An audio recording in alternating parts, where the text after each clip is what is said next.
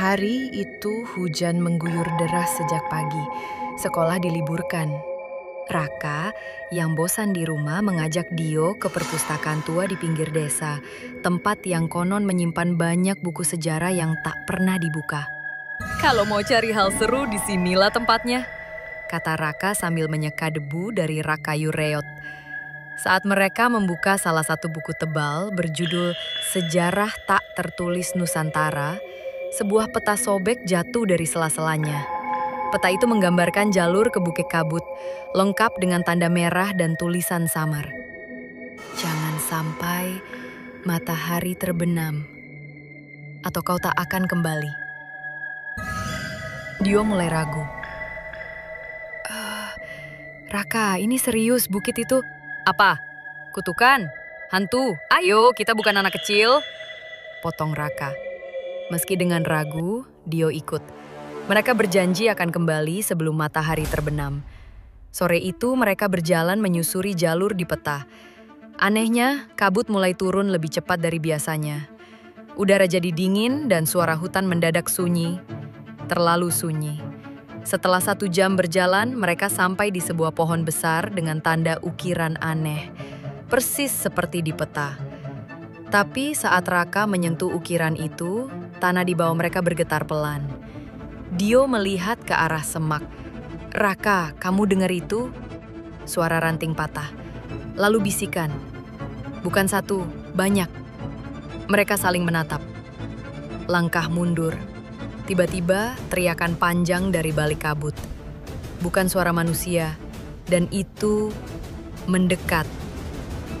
Raka menarik tangan Dio. Urgent! Lari! Mereka berlari tanpa arah, tapi kabut semakin pekat. Sampai akhirnya mereka melihat bangunan tua berdinding batu di balik pepohonan.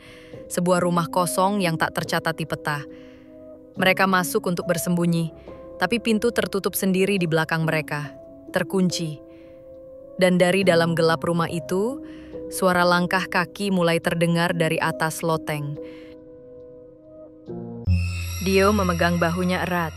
Langkah itu berat, lambat, dan berderak, seperti sesuatu yang sudah lama tidak berjalan. Siapa itu? Bisik Dio. Tidak ada jawaban. Langkah berhenti, tepat di atas mereka. Raka menunjuk sudut ruangan, sebuah tangga kayu menuju loteng. Mereka merayap ke bawah meja tua, menahan napas. Hanya terdengar detak jantung dan hujan ringan di luar. Lalu, sesuatu jatuh dari atas, sebuah boneka kayu tua. Wajahnya retak, matanya hanya satu, dan mulutnya tersenyum. Dio ingin lari, tapi Raka lebih dulu berdiri. Kita nggak bisa di sini terus, katanya. Ia menyalakan senter dari ponsel. Mereka naik pelan ke loteng. Langkah mereka berderit mengikuti lantai kayu lapuk. Loteng itu gelap dan berdebu. Tapi di sana ada sebuah cermin besar tua yang menempel di dinding. Permukaannya kusam. Dio mendekat. Cerminnya ada tulisan. Tulisan itu perlahan terlihat jelas karena embun. Aku melihatmu. Raka melangkah mundur, tapi cermin itu tiba-tiba memantulkan bayangan bukan mereka. Di pantulan cermin ada sosok perempuan tua, berdiri tepat di belakang mereka. Wajahnya tidak jelas, hanya mata putih dan mulut penuh darah. Saat mereka menoleh, tidak ada siapa-siapa, tapi di cermin, sosok itu semakin dekat. Krak, cermin retak dari dalam, dan darah mengalir di retakannya. Tiba-tiba, cermin itu meledak pecah, dan dari dalamnya keluar tangan berkulit abu-abu dengan kuku panjang, menarik Dio ke dalam. Raka berteriak, mencoba menarik tangan Dio, tapi tubuh sahabatnya itu seperti tersedot ke dimensi lain, dan dalam sekejap, Dio menghilang.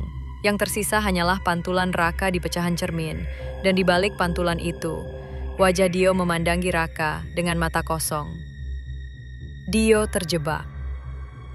Dan waktu terus berjalan.